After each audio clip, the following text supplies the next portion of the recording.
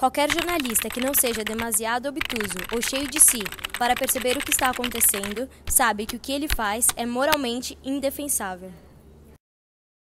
O livro Jornalista e o Assassino foi escrito pela autora Janet Malcolm e foi publicado pela primeira vez pela Companhia das Letras em 1990. Janet Malcolm nasceu em 1934 na cidade de Praga, na República Tcheca, mas 5 anos após o seu nascimento emigrou para os Estados Unidos com a sua família. Sendo hoje uma das mais importantes e influentes jornalistas americanas do século XX, Janet vive hoje em Nova York e trabalha na revista The New Yorker. É autora de diversos livros de reportagens sobre casos reais e já acessou diversas vezes os arquivos de Freud ou processos judiciais para produzir seu trabalho. O Assassino conta uma história verídica que se passa nas décadas de 1970 e 1980 nos Estados Unidos. Na narrativa, Jeffrey MacDonald, um homem condenado pelo suposto assassinato de sua esposa e de suas 2 filhas, move um processo contra Joey McGinnis, um jornalista que escreveu um livro chamado Fatal Vision, sobre MacDonald, com base em entrevistas feitas durante o julgamento e na prisão. Ou seja, seria um livro sobre o livro. O Jornalista e o Assassino relata os acontecimentos decorridos desde o assassinato em si até o desenrolar do processo movido contra o jornalista, incluindo comentários e visões de diversas figuras envolvidas no caso, como advogados, juízes, psicólogos e outros jornalistas. Dessa forma, a obra discute temas como a ética jornalística e a liberdade de imprensa. A história se inicia com o pedido de MacDonald ao jornalista para que este escreva um livro sobre a sua condenação. O suposto assassino possui a expectativa de que a obra testasse sua inocência. Com o discorrer da narrativa, as cartas trocadas entre os 2 personagens que são expostas mostram uma intensa relação de amizade, as quais intensificam a crença de que McGinnis escreveria a favor do condenado. Tanto, com base nos trechos do livro que McGinnis escreveu, denominado Fatal Vision, fica evidente que o escritor o julgava culpado desde o início. Dessa forma, MacDonald move um processo contra o jornalista, alegando ter sido enganado.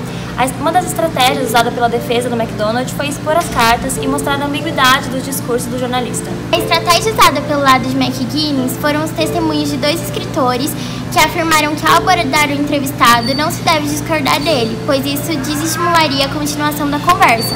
Além disso, a liberdade de expressão também foi pauta de questionamento. Uma mentira é algo não verdadeiro que é dito com a intenção malévola ou má fé, enquanto uma inverdade é parte de um mecanismo mediante o qual pode-se alcançar a verdade de fato. Ao final, Jeff e Joe entram em um acordo judicial, no qual o escritor paga uma quantia significativa para o encerramento do caso. Sou um radical nesse aspecto. Para mim, os meios não justificam os fins. A própria lei se coloca muito claramente em relação a isso. Falsidade ideológica. Você não pode dizer que é uma outra pessoa, por melhor que seja a sua intenção, até para parar uma guerra, você tem que responder por falsidade ideológica. Você não pode dizer que é uma outra pessoa se você não é.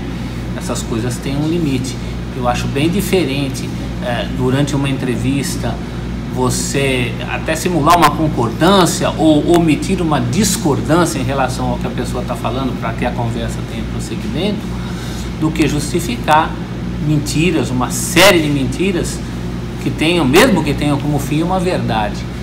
Eu acho que a relação tem que ser muito clara com a fonte, né? Você não pode manipular a esse ponto. Para mim, os meios não justificam os fins. Não se pode mentir para obter verdades. Há outras maneiras de você obter essas verdades, inclusive abrindo o jogo com a fonte.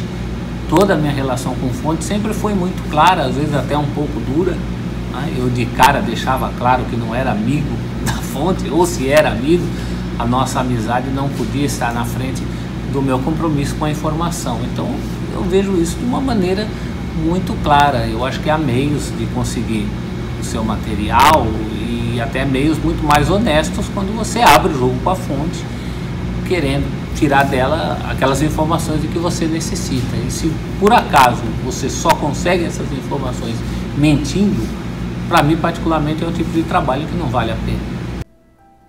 Em síntese, o livro coloca em destaque uma questão de ética jornalística muito comum. Em uma entrevista, deve-se deixar claro ao entrevistado suas reais intenções na matéria e talvez perder a chance de obter informações importantes de uma boa fonte, ou o jornalista deve omitir suas reais intenções, chegando até a mentir para a continuação de sua reportagem. Além disso, a relação entre jornalista e fonte também pode ser analisada, no sentido de questionar quais são os seus limites e a exigência da troca de informações e favores recíprocos que são comuns a esse contexto.